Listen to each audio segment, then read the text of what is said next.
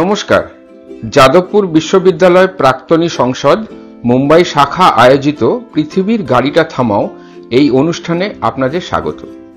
মহান সঙ্গীতকার ও সংস্কৃতি পরিব্রাজক সলিল চৌধুরীর জন্ম শতবার্ষিকী উপলক্ষে মঞ্চস্থ হয়েছিল এই জীবন আলেখ্য গত 10ই মে 2025 মারাঠা সাহিত্য মন্দির সভাগৃহ ওয়াসি নবী মুম্বাই।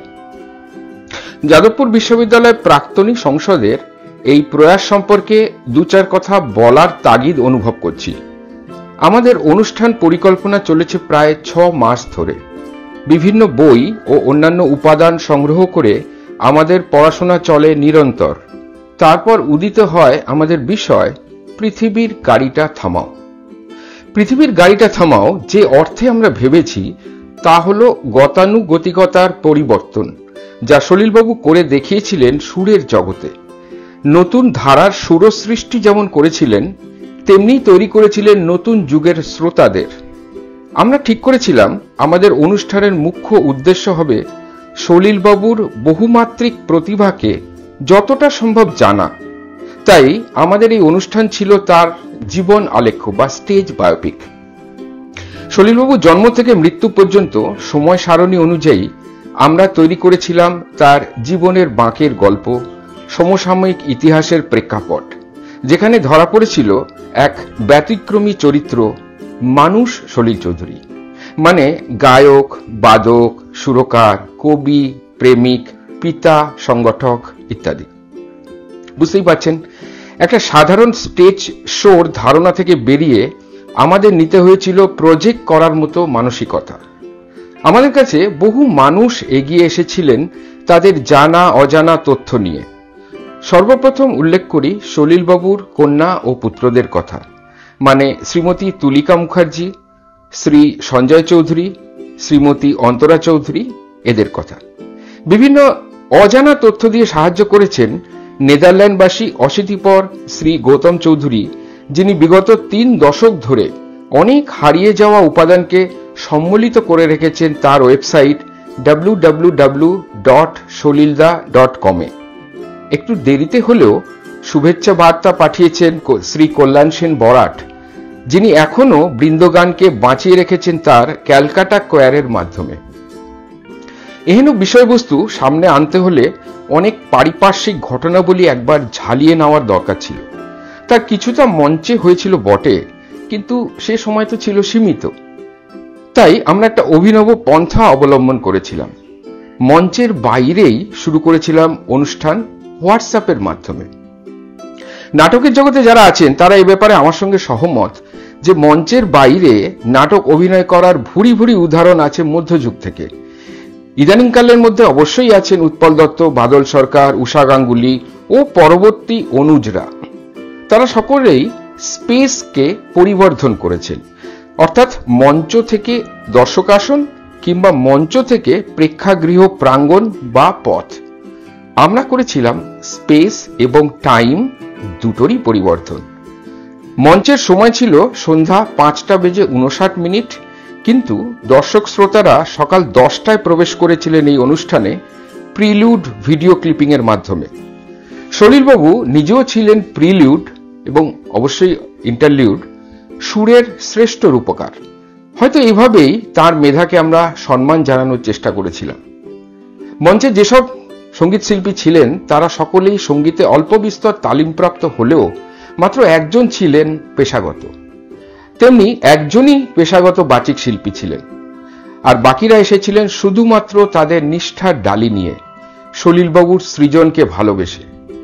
16 জন মঞ্চশিল্পী, 7 জন যন্ত্রশিল্পী এবং সমবেতভাবে 700 ঘন্টা অনুশীলনের প্রয়াস আপনারা দেখতে পাবেন 6টি পর্বের এই ইউটিউব ভিডিওতে। অনুষ্ঠানের পরে আমরা ঠিক করি গল্পকার সলিলবাবুকে আরো ভালো করে তুলে ধরার প্রয়োজন, তাই সংযোজিত হয়েছে 6ষ্ঠ পর্ব। আমাদের অনুষ্ঠানের আরেকটি পাওনা হলো আমরা সফলভাবে নিয়ে আসতে পেরেছি নতুন প্রজন্মকে। আমাদের শিল্পীদের বয়স ছিল 14 থেকে 64। একদিকে স্কুল পড়ুয়া কিশোরী যেমন গান গেয়েছে, তেমনি মাস মিডিয়াতে সদ্য গ্রাজুয়েট হওয়া তরুণ বানিয়ে দিয়েছে সলিলবাবুর বিজ্ঞাপন বা আবহ সঙ্গীত সম্বলিত প্রিলুড ভিডিও। এ এক অসাধারণ অনুভূতি। আমরা প্রতিদিন আপ্লুত হয়েছি তার সৃজনে। অনুষ্ঠানের সমস্ত বিষয়বস্তু বা আধার কন্টেন্ট মৌলিক। কিছু বিজ্ঞাপনের গান বা আবহ সঙ্গীত বৈদ্যুতিন মাধ্যম থেকে আমরা সংগৃহীত করেছি, তার সমগ্র তালিকাও আমরা প্রকাশ করেছি। এছাড়াও আমরা দিয়েছি তথ্যসূত্র বা রেফারেন্স লিস্ট, পরবর্তী গবেষণাতে যা সহায়ক হবে। গবেষণার সাহায্যের জন্য আমরা অঙ্গীকারবদ্ধ, তাই কোনো রকম তথ্যের জন্য আমাদের ইমেল করে যোগাযোগ করতে পারেন। উপভোগ করুন এবং সাথে থাকুন।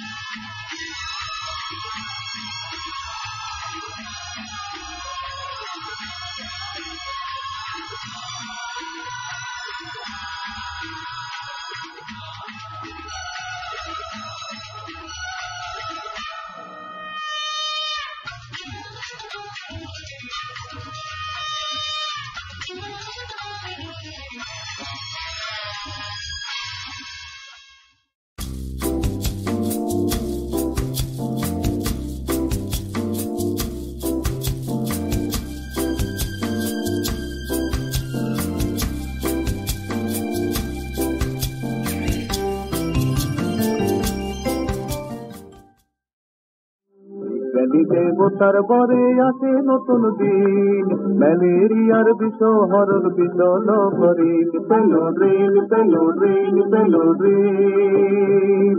বিজ্ঞানী দেবতার বরে আসে নতুন দিন, ম্যালেরিয়ার বিষ হরণ বিচল করিন, পেলো ঋণ পেলো ঋণ পেলো ঋণ। ঘরে ঘরে আশায় আবার বাজায় আলোর দিন, মরণ পিছু হতে আসে জীবনের দিন, পেলো ঋণ পেলো ঋণ পেলো ঋণ।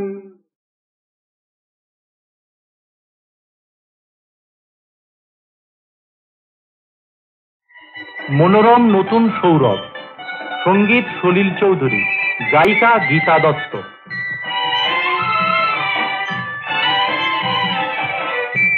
মধুর নতুন সুবাস, নিত্য মধুর গন্ধে ভরা রেক্সোনা সাবান। रेक्सोना साबुन के दिल जिसमें मिला है, त्वचा के लिए ये गुणकारी है भला है। रेक्सोना साबुन के दिल जिसमें मिला है, रेक्सोना रेक्सोना रेक्सोना।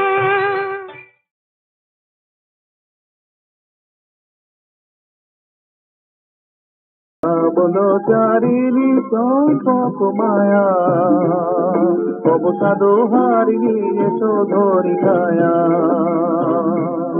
চামচের জল ঝন্তে পটের মধুসন, চামচের জল ঝন্তে পটের মধুসন, এসো গদিস্তন এসো বিড়ালায়।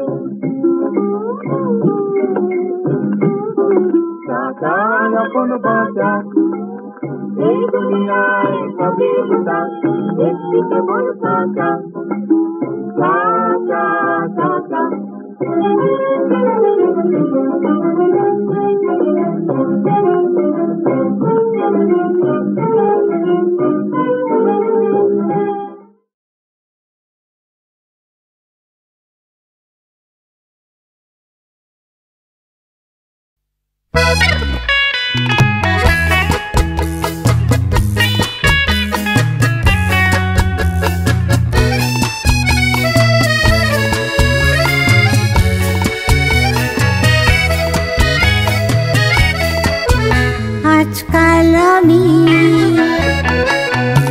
আজকাল আমি আর মন দিয়ে ভাবি না কো সুর দিয়ে ভাবি আজকাল আমি আর মন দিয়ে ভাবি না কো সুর দিয়ে ভাবি সুরের ভাষা স্থির করে আজকাল আমি আর মন দিয়ে ভাবি না গো সুর দিয়ে ভাবি। নমস্কার, যাদবপুর বিশ্ববিদ্যালয় প্রাক্তনী সংসদের পক্ষ থেকে আপনাদের সকলকে স্বাগত। আমি শান্তনু নন্দী, প্রাক্তনী সংসদের কার্যনির্বাহী সম্পাদক। এখানে উপস্থিত প্রায় সকলেই যাদবপুর বিশ্ববিদ্যালয় প্রাক্তনী সংসদের সম্পর্কে জানেন।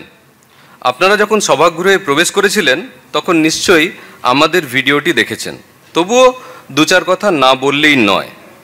এই প্রতিষ্ঠান শুরু হয়েছিল 1922 সালে। একটা অবাক করার তথ্য যে এই শতবর্ষ পার করা প্রাক্তনী সংসদ ভারতবর্ষের সবথেকে পুরনো প্রাক্তনী সংসদ। মুম্বাই শাখা তার যাত্রা শুরু করে 1956 সালে, মানে আজ থেকে 79 বছর আগে। একেবারে শুরুতে এটি ছিল নিছকই বাড়ির বাইরে পরিবার সমতুল্য সংস্থা, যেখানে জীবিকার সন্ধানে আসা প্রাক্তনীরা খানিকটা স্বগৃহের ছোঁয়া পেতেন। 1980 সালে প্রতিষ্ঠা পায় আমাদের শিক্ষাকিলনমূলক ট্রাস্ট, এবং তার সাথে সাথেই আমাদের কার্যকলাপ বৃদ্ধি পায় বহুগুণ। বিগত 45 বছরে আমরা 75 লক্ষের বেশি টাকা দিতে পেরেছি বিভিন্ন মেধাবী ও দুস্থ ছাত্রছাত্রীদের। তাছাড়াও আমরা প্রাক্তনীদের জন্য career development program, technical conference ইত্যাদি সংগঠিত করে থাকি প্রতি 2 বছরে। দেরিতে আসার কারণে যদি কেউ আমাদের সংস্থার প্রচারমূলক ভিডিওটি না দেখে থাকেন, অসুবিধে নেই, বিরতির সময় আমরা আবার সেটা দেখাবো। যাদবপুর বিশ্ববিদ্যালয় প্রাক্তনী সংসদ মুম্বাই শাখায় একটি দাতব্য সংগঠন, চ্যারিটেবল ট্রাস্ট, এবং আয়কর নীতির 80G বিভাগে স্বীকৃত। আমরা শিক্ষামূলক অনুষ্ঠানে ব্রতী। আমাদের এই অনুষ্ঠানের নীতি RRR principles, research, review, recreation. তাই আজকের অনুষ্ঠান এক ভিন্ন স্বাদ নিয়ে আসবে বলে মনে করি। ইতিহাসের ঘটনাবলী থেকে আপনারা জানেন যে যাদবপুর বিশ্ববিদ্যালয় এক ব্যতিক্রমী প্রতিষ্ঠান, যার অঙ্কুরোদ্গম হয়েছিল 1905 সালের বঙ্গভঙ্গের প্রতিবাদে এবং শিক্ষায় স্বাবলম্বিতার তাগিদে। সেই রকম সলিলবাবুও একজন ব্যতিক্রমী শিল্পী। তাই আমরা কিছু ব্যতিক্রমী পদক্ষেপের মধ্যে দিয়ে যাব। আমরা সচরাচর শিল্পী এবং যন্ত্রশিল্পীদের ফুল দিয়ে অভিবাদন করে থাকি, কিন্তু আজ আমরা ঠিক করেছি যে মঞ্চে সলিলবাবুর প্রতিকৃতি আছে সেখানে আমরা ফুল নেব না, বরং তাকে ফুল দিয়ে শ্রদ্ধা জানাবো। আমি মঞ্চে উপস্থিত সকলকে আমার সাথে যোগ দিতে অনুরোধ করছি।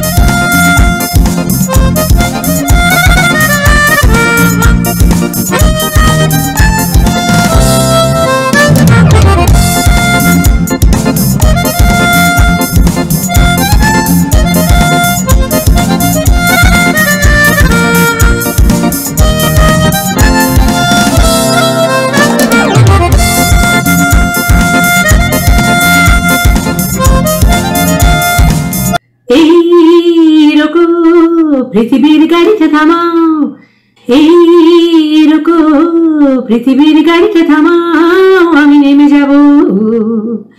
আমার টিকিট কাটা অনেক দূরের, এই গাড়ি যাবে না, আমি অন্য গাড়ি নেব। এই রুকো পৃথিবীর গাড়িটা থামাও। নমস্কার, আমি অন্তরা চৌধুরী। আমার বাবা কিংবদন্তি সুরকার, গীতিকার এবং কবি শ্রদ্ধেয় সলিল চৌধুরীর জন্মশতবার্ষিকী উদযাপন উপলক্ষে যাদবপুর বিশ্ববিদ্যালয়ের প্রাক্তনী সংসদ মুম্বাই শাখা একটি বিশেষ অনুষ্ঠান আয়োজন করতে চলেছেন, যার নাম হচ্ছে পৃথিবীর গাড়িটা থামাও। এই অনুষ্ঠানটি হবে 10ই মে 2025 ওয়াশির মারাঠা মন্দির সভাগৃহে ঠিক সন্ধ্যে 6টা থেকে। এই সন্ধ্যায় থাকবে সলিল সঙ্গীত, তার লেখা কবিতা এবং কিছু মূল্যবান স্মৃতি এবং ছবি। আমার পক্ষ থেকে এই অনুষ্ঠানের আয়োজক এবং অংশগ্রহণকারী শিল্পীদের আন্তরিক শুভেচ্ছা জানাই এবং বিশেষভাবে ধন্যবাদ জানাই আমার ছোট ভাইয়ের মতন শঙ্কর নন্দীকে, যিনি এই অনুষ্ঠানের খবর আমাকে জানিয়েছেন। সলিল সঙ্গীত আজও আমাদের অনুপ্রাণিত করে এবং চিরকাল করবে। সবাই খুব ভালো থাকবেন। ধন্যবাদ। Good evening.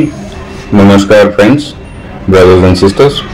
Thank you Debendu for inviting me to say a few words. আমাকে প্রশ্ন করা হয়েছিল যে আমি যদি বাবার সাথে আমার দেখা হতো এই সেন্টিনারি বছরে, আমি কি করতাম, বাবাকে কি বলতাম।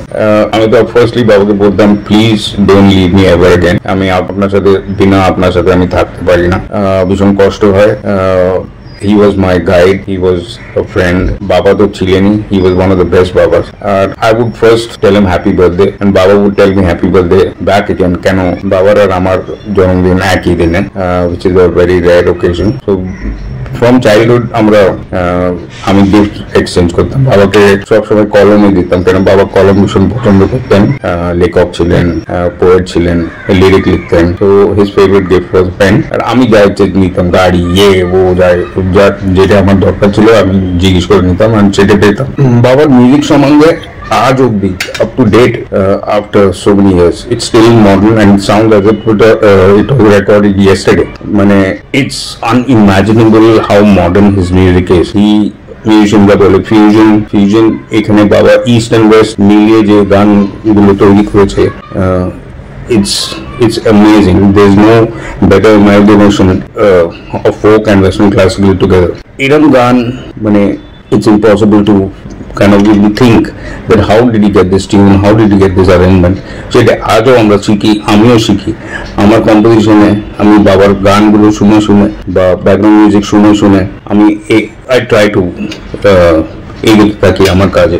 বাবা ইজ ওয়ান এনসাইক্লোপিডিয়া আমার জন্য, মিউজিক্যালি, সোশ্যালি, মানে in every aspect of life. তো I mean he is a textbook which আমাকে এই লাইফে তো না, আমি তো শিখছি, and let me see how much I can pick up, maybe just not even 1/4 or 1/3. I don't know how much I can learn, but not in this life. আরেকটা জিনিস কি, বাবার মানে পলিটিক্যাল সাইডটা গণসংগীত নিয়ে আজ অব্দি it's alive. The way he says against freedom of speech, equality, fraternity, it মানে সব গানেতে ইকুয়ালিটি, হিউম্যান প্যাশন, মানে লাভ ফর ইচ আদার, এটা সব গানে আছে। হরতালের গান আছে, প্রোটেস্টের গান আছে। তো বেসিক্যালি এটা একটা বিরাট লার্নিং প্রসেস, অ্যান্ড আজ অব্দি সেটা সত্যি। আজও শুনলে মনে হয় কি বাবা আজকে গতকালই লিখেছেন আজকার সিচুয়েশনের জন্য। তো বাবাকে যদি আমি এখন দেখি, আমি বাবাকে কোনোদিন ছাড়তে পারবো না, and বাবাকে বলবো প্লিজ আমাকে ছেড়ে যেও না, and please stay for me and all the fans that you have all over the world, not only in India, and they will also pray the same thing, that you stay along with us and never leave us again. Thank you so much. আমাদের অনুষ্ঠানের শীর্ষক হলো পৃথিবীর গাড়িটা থামাও। এই পদটা আমরা নিয়েছি সলিল বাবুরই 1978 সালের একটি গানের লাইন থেকে, যেখানে উনি বলেছেন, এই গাড়ি রোকো রোকো পৃথিবীর গাড়িটা থামাও, আমি নেমে যাব, আমার টিকিট কাটা অনেক দূরে। পৃথিবীর এক নিজস্ব গতি আছে, কালো প্রবাহের এক নিরপেক্ষ স্বাধীনতা আছে, বহমান সময় যেভাবে বয়ে চলে, আমাদের তা পরিবর্তন করার চেষ্টা দুঃসাহস মাত্র। সেই গতানুগতিক কালো প্রবাহে কিছু ক্ষণজন্মা মানুষ আসেন, যারা নিজেদের সৃষ্টির মাধ্যমে পরিবর্তন আনেন। সলিল চৌধুরী ছিলেন সেই রকমই একজন মানুষ। পৃথিবীর গাড়িটা থামাও যে অর্থে আমরা ভাবছি তা হলো গতানুগতিকতার পরিবর্তন। যেভাবে গাড়িটা চলছে তার গতি পরিবর্তন বা বাঁক। সময়ের নিজের বাঁক আছে, তেমনি সলিলবাবুর জীবন প্রবাহ ও সৃষ্টিরও বাঁক আছে। কখনো সলিলবাবুর সৃষ্টি পরিবর্তন করেছে সময়কে, আবার কখনো সময় আনছে সলিলবাবুর জীবনের বাঁক। কল্পনা করুন কোনো নারীর সুকেশী বেনুনি, দুটি কেশদণ্ডী একে অপরকে ক্রমবক্রমানভাবে জড়িয়ে রাখছে। এই অনুষ্ঠানের একবারে শেষ পর্বে পৃথিবীর গাড়িটা থামাও এর আর একটা অনুভূতি আমরা পাব। আমরা দেখব অনেক অভিমানে উনি বলেছেন আমি নেমে যাব। সে কথা আমরা যথাসময় বলবো। এই বহুমাত্রিক প্রতিভার স্মরণ আমরাও বহুমাত্রিকভাবেই করব। আমাদের অনুষ্ঠানে থাকছে গান, কবিতা, সমসাময়িক ইতিহাসের কথা, জীবনের গল্প এবং কিছু দৃশ্যমান স্লাইড। সমগ্র অনুষ্ঠানটি দুটি পর্বে বিভক্ত। জন্ম থেকে 1952 সাল পর্যন্ত প্রথম ভাগ এবং 1953 সাল থেকে মৃত্যু পর্যন্ত দ্বিতীয় ভাগ। সমগ্র অনুষ্ঠান জুড়ে আছে পূর্ব উল্লেখিত বেনুনির সেই দুই সত্তা, একজন হলো সময় আর একজন জীবন। আমাদের অনুষ্ঠানের দুই সঞ্চালিকার একজন সময়, যিনি সমকালীন ইতিহাসের প্রেক্ষাপটকে আমাদের সামনে নিয়ে আসবেন, আর একজনের ভাণ্ডারে থাকবে সলিলবাবুর জীবনের বাঁকের গল্প। আর এই দুজনের কথনের মাঝে আমরা অনুভব করব তার সৃজনের ঝলক। অনুষ্ঠান শুরু করার আগে কয়েকটি গুরুত্বপূর্ণ কথা। আমরা যদিও সময় সারণী অনুযায়ী এগিয়ে যাব, তবুও কিছু ক্ষেত্রে আসল সময়কে বোঝাতে সলিলবাবুর পূর্বকালের বা উত্তরকালের সৃষ্টির কথা বলা হবে। সময় সংক্ষেপে কিছু গান আমাদের আংশিক গাইতে হবে, তার জন্যে আগে থেকে আমরা ক্ষমা চেয়ে নিচ্ছি। এই আলেখ্যমূলক গবেষণা বেশ কিছু বই ও মিডিয়া উপাদানের ভিত্তিতে রচিত। রক্তে মাংসের সলিলবাবুর জীবনের বাঁকের গল্পে যদি কেউ বিতর্ক খুঁজে পান, তবে জানবেন সেগুলো প্রকাশিত উপাদানের থেকে আহরিত, আমাদের কল্পনা প্রসূত নয়। অনুষ্ঠানের একবারের শেষে আমরা আবারও সেই তথ্যসূত্র প্রদর্শন করব। আপনাদের কাছে তাই অনুরোধ, মোবাইল ফোনকে নিঃশব্দ অবস্থায় রাখুন। শ্রী গৌতম চৌধুরী প্রধান অতিথি হিসাবে এবং শ্রীমতী তুলিকা মুখার্জি বিশেষ সাম্মানিক অতিথি আমাদের ভিডিও বার্তা পাঠিয়েছেন। আমরা তাদের বার্তা শুনে আমাদের অনুষ্ঠান শুরু করছি। নমস্কার, আমি গৌতম চৌধুরী বলছি নেদারল্যান্ডস থেকে।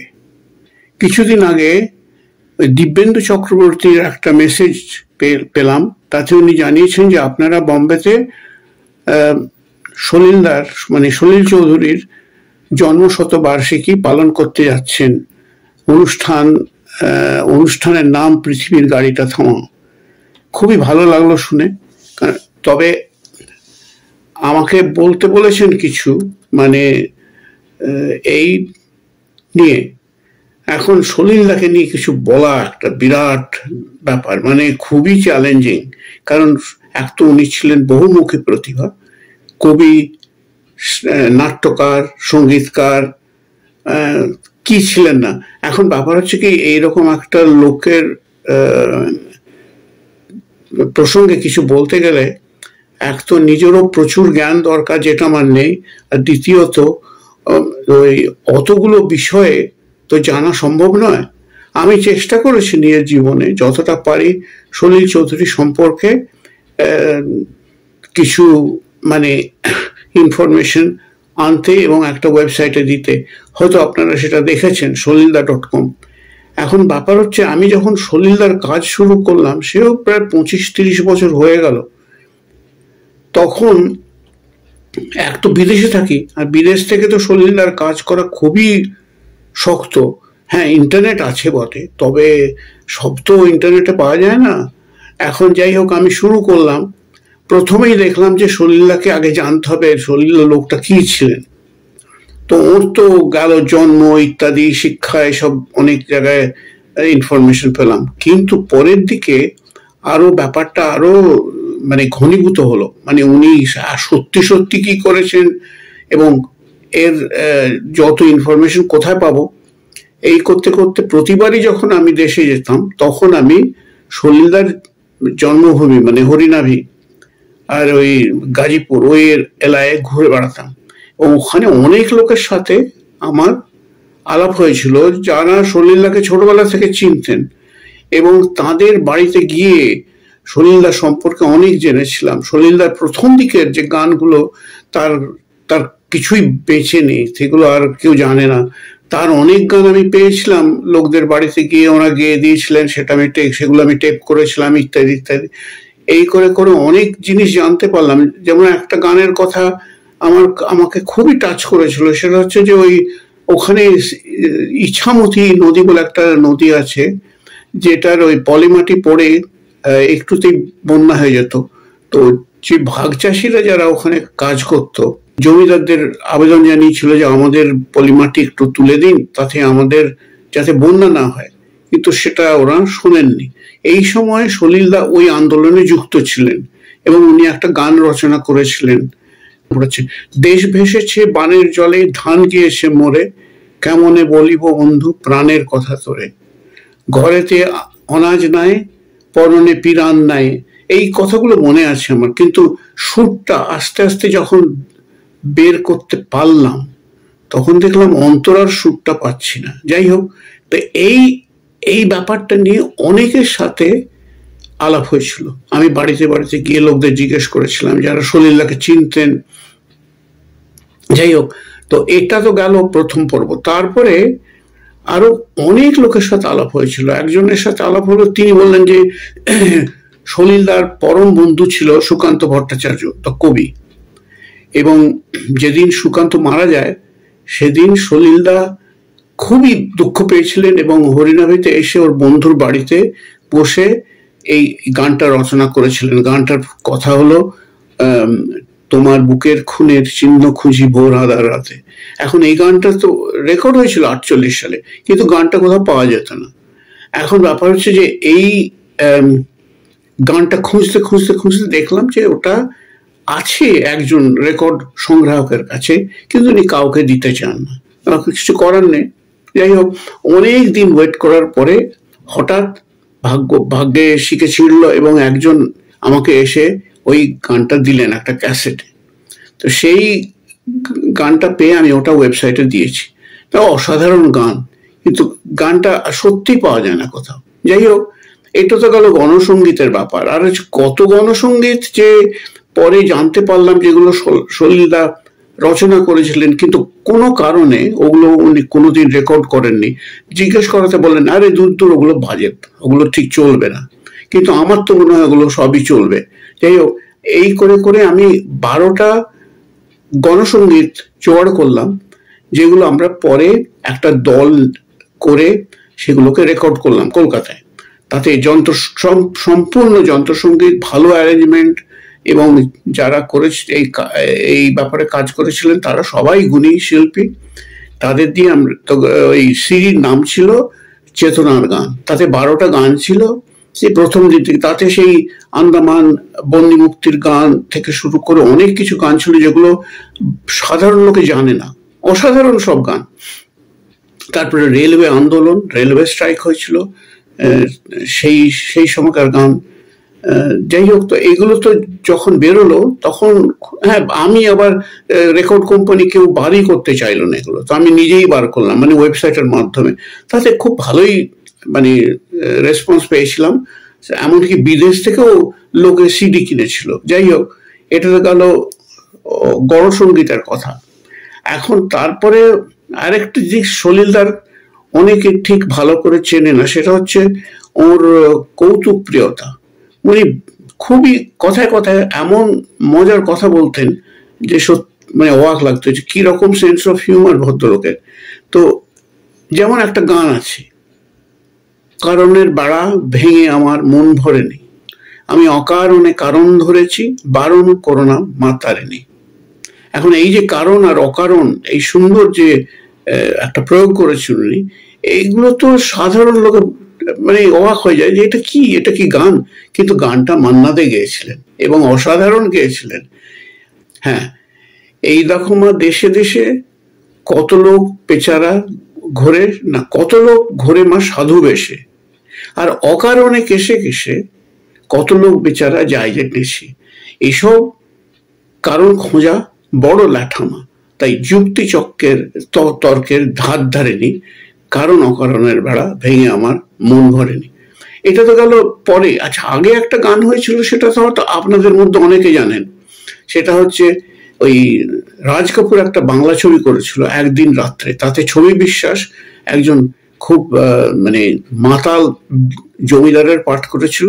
তাতে একটা বিখ্যাত গান আছে, এই দুনিয়ায় ভাই সবই হয় সবই হয় সব সত্যি।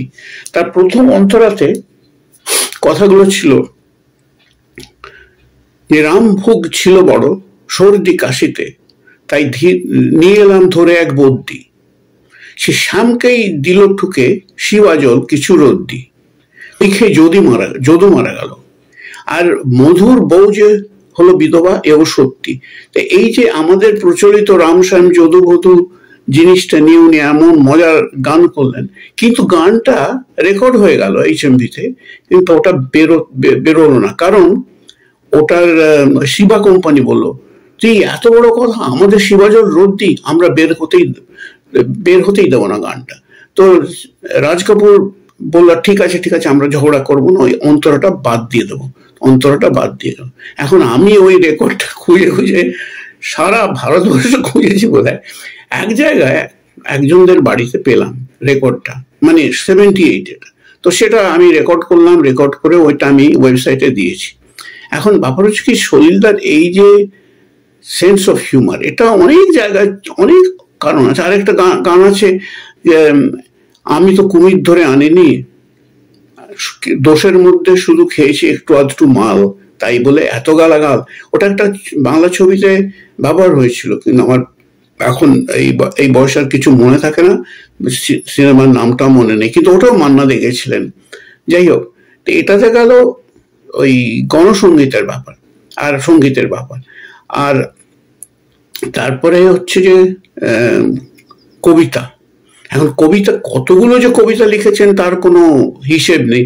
আমার কাছে অজস্র সংগ্রহ আছে, কিন্তু আমি ওগুলো ঠিক ওয়েবসাইটে দিতে পারিনি, এবং সময়ের অভাব, শরীর মানে স্বাস্থ্যের অভাব ইত্যাদি ইত্যাদি, সেই জন্য দিতে পারিনি। সেই জন্য কিন্তু ওর সবচেয়ে বিখ্যাত কবিতা, ওটা হয়তো আপনারা অনেকে জানেন, পাষাণী অহল্যা, এটা সুন্দরবনে অহল্যার উপরে করা, এটা অসাধারণ। সেটা নিজে আবৃত্তি করেছিলেন, সেটা রেকর্ডও আছে।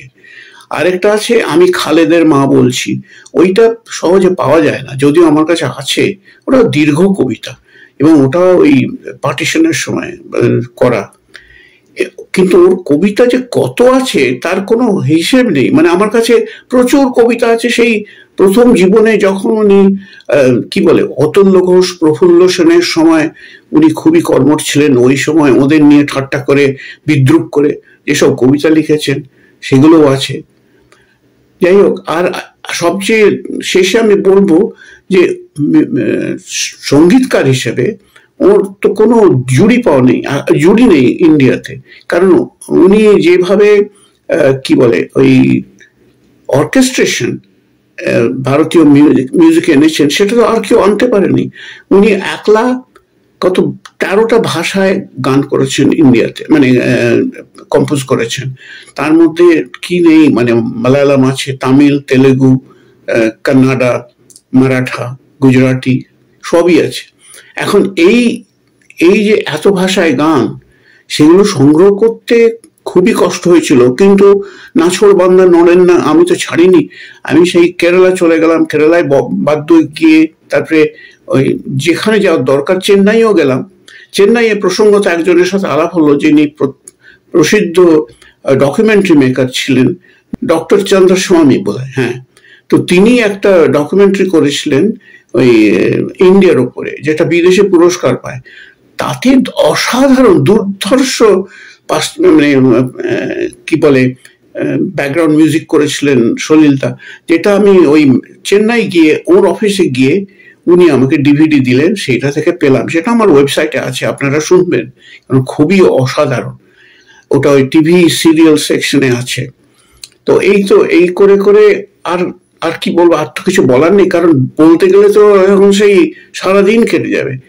আর ব্যাপার হচ্ছে যে একটা সমস্যা দেখা দিচ্ছে এখন, সেটা হচ্ছে আমার অনেক বয়স হয়ে গেছে, কতদিন থাকবো আমি জানি না। এখন এই যে ওয়েবসাইটটা আছে solilda.com, এটা কে দেখবে, কে চালাবে, কার ভারে দিয়ে যাবো আমি জানি না।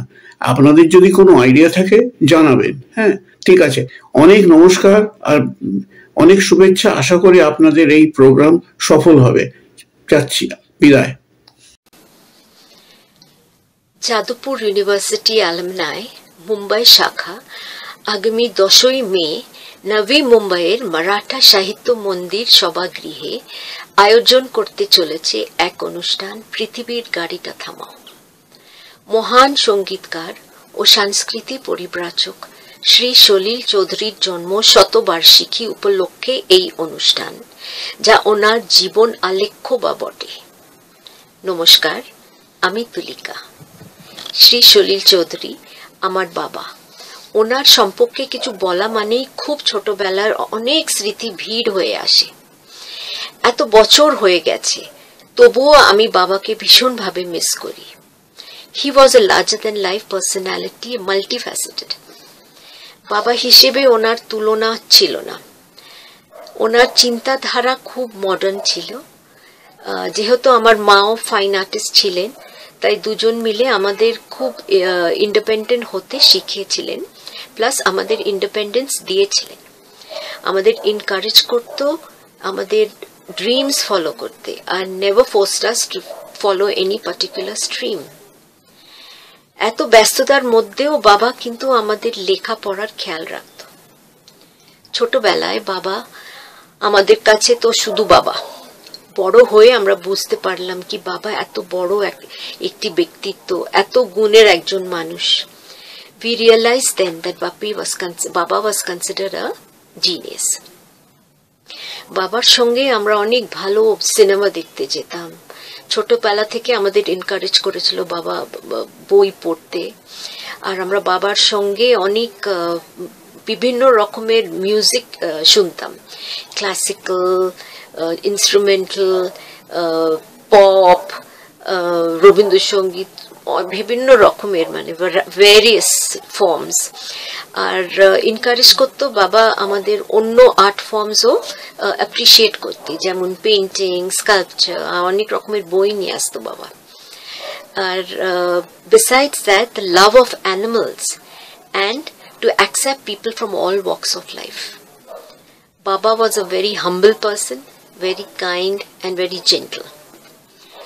বাবা গল্প বলতে খুব ভালোবাসতেন, তাই আমাদের বানিয়ে বানিয়ে গল্প বলতেন, স্পেশালি ভূতের গল্প।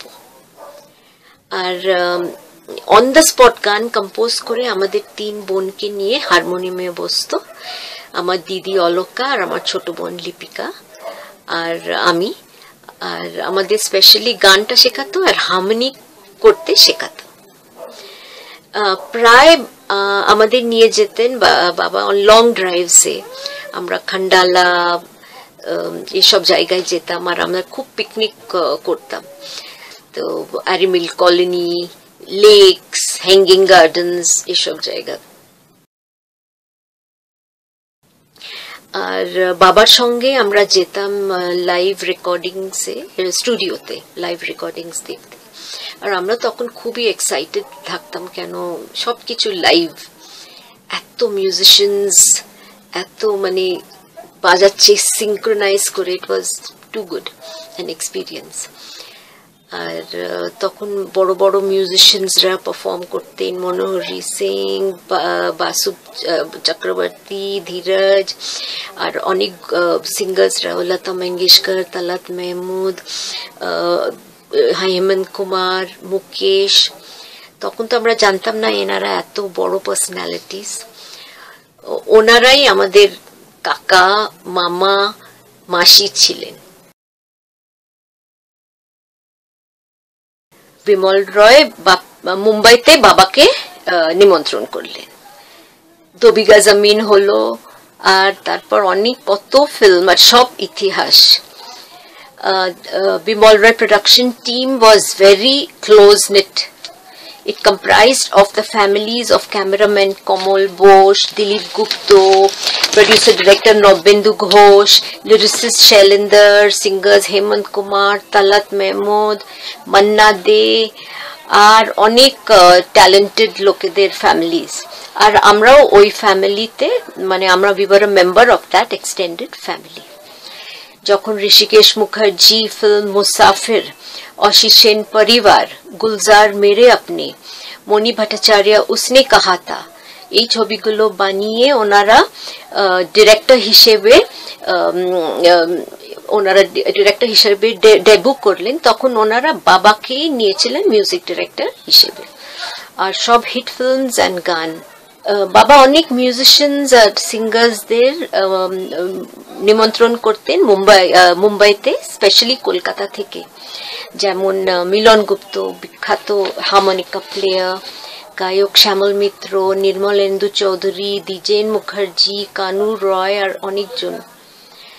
আমার মনে আছে সে সময় আমাদের বাড়িতে বিভিন্ন রকমের আর্টিস্টদের আড্ডা হতো, ভর্তি গান বাজনা, তাস, টেবিল টেনিস, ক্যারাম বোর্ড খেলা, হই হই, খুবই আড্ডা, খাওয়া দাওয়া আর চা। মা তো দরজার বাইরে চটিগুলো গুনে গুনে চায়ে জল বসাতেন। বাবা সারা দিন গুনগুন করতেন, আর রান্না করতে করতেও গুনগুন করতেন। বাবা রান্না মাংস বানাতে খুবই ভালোবাসতেন, আর আমাদের নিজের হাতে খাইয়ে দিতেন। আর আমি শুনেছি দিলীপ কুমার আর একবার এসেছিলেন, আর লতা মঙ্গেশকরও এসেছিলেন স্পেশালি মাছের ঝোল খেতে। বাবা अर्ली 60s আর लेट 50s আর अर्ली 60s এ দুবার অ্যাকচুয়ালি মস্কো আর ইস্টার্ন ইউরোপ গিয়েছিলেন ইন্ডিয়ান ডেলিগেশন হিসেবে for the film international film festival. ওইখানে গিয়ে বাবা ওনাদের থিয়েটার, ব্যালে, ফোক মিউজিক শুনে মুগ্ধ হয়ে গিয়েছিলেন। আর ইন্ডিয়া ফিরলেন অনেকগুলো মিউজিক শিটস, বই প্লাস ইনস্ট্রুমেন্টস নিয়ে, যেমন piano, accordion and balalaika. Baba was always composing songs which were set to his own lyrics. So he always had a collection of tunes ready to be used and reused. যেমন একটা বাংলা গান, বাপির লেখা গান থেকে হিন্দিতে translate হতো কোনো ফিল্মে, আর তারপরে ওই হিন্দি গানটা আবার ট্রান্সলেট হয়ে অন্য রিজনাল ল্যাঙ্গুয়েজে হতো, যেমন ইউজ হতো, যেমন অনেকগুলো মালয়ালম ফিল্মে হয়েছিল। ইনফ্যাক্ট अर्ली 60s এ বাবা ওই প্রথম মালয়ালম ফিল্ম করলেন, মিউজিক দিলেন, যেটাতে ডিরেক্টর রামু কারিয়াতের ফিল্ম চেম্মিন। তারপরে মানে খুবই হিট ছিল সুর। আর তারপর বাবা অনেকগুলো সাউথের ফিল্মস করলো, আর স্পেশালি কেরালার তে মানে খুবই পপুলার হয়ে গেলেন। বাবা বাঁশি বাজাতেন, অনেকগুলো ইনস্ট্রুমেন্টস বাজাতে পারতেন, আর প্লাস অলসো হারমোনিয়াম, পিয়ানো বাজাবার। His playing skills were mesmerizing, মানে he could progress from one chord to another non stop. আর he was a non conformist, কোনো নিয়ম মেনে সুর কম্পোজ করতেন না, আর নিজেকে জাস্টিফাই করতেন আর বলতেন কি changes and new lessons must be added in the music grammar book.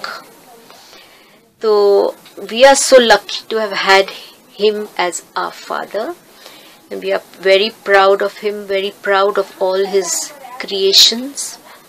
আর আমরা বাবাকে খুব ভালোবাসতাম। নমস্কার, কল্যাণ সেন বরাট বলছি। যাদবপুর বিশ্ববিদ্যালয়ের প্রাক্তনী সংসদ মুম্বাই যারা থাকেন তারা সলিল চৌধুরীর এই শতবর্ষকে সামনে রেখে একটি স্মরণিকা প্রকাশ করছেন।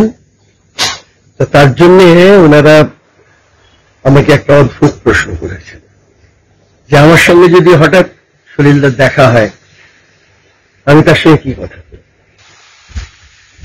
আমার সত্যিই কদিন আগে সলিলদার সঙ্গে দেখা হয়ে গিয়েছে এবং আমি ওনাকে জিজ্ঞেস করলাম বরাবরের মতো কেমন আছেন।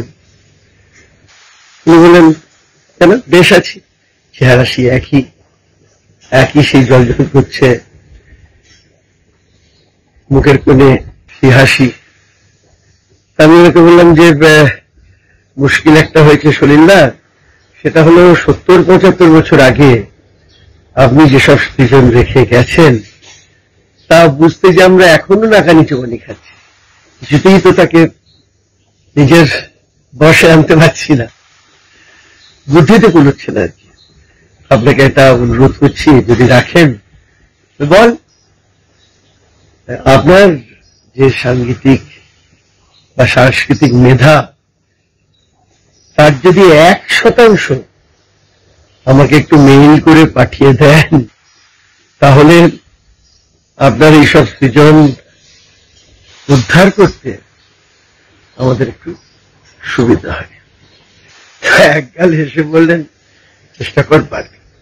আসলে তা নয়, এমন কিছু জিনিস সেই সময় উনি রেখে গেছেন যেগুলো উদ্ধার করতে সত্যিই আমরা এখনো নাকানি চোবানি খাচ্ছি। কি প্রতিভা! তা আমার অনেক শুভেচ্ছা রইল এই উদ্যোগটির প্রতি। সারা পৃথিবী জুড়ে সলিল চৌধুরীকে নিয়ে তার শতবর্ষে যে উন্মাদনা লক্ষ্য করছি তা কিন্তু আমাদের মতো মানুষকে খুব অনুপ্রাণিত করছে, উজ্জীবিত করছে এবং মনে হচ্ছে কোথায় যেন একটা আশার আলো দেখতে পাচ্ছি যে আবার ভালো গান মানুষ শুনবে, ভালো কথা উঠে আসবে, যে কথা মানুষের কথা বলে, যে সুর মানুষকে উজ্জীবিত করে। সকলে ভালো থাকবেন। সলিল সঙ্গীত দীর্ঘজীবী।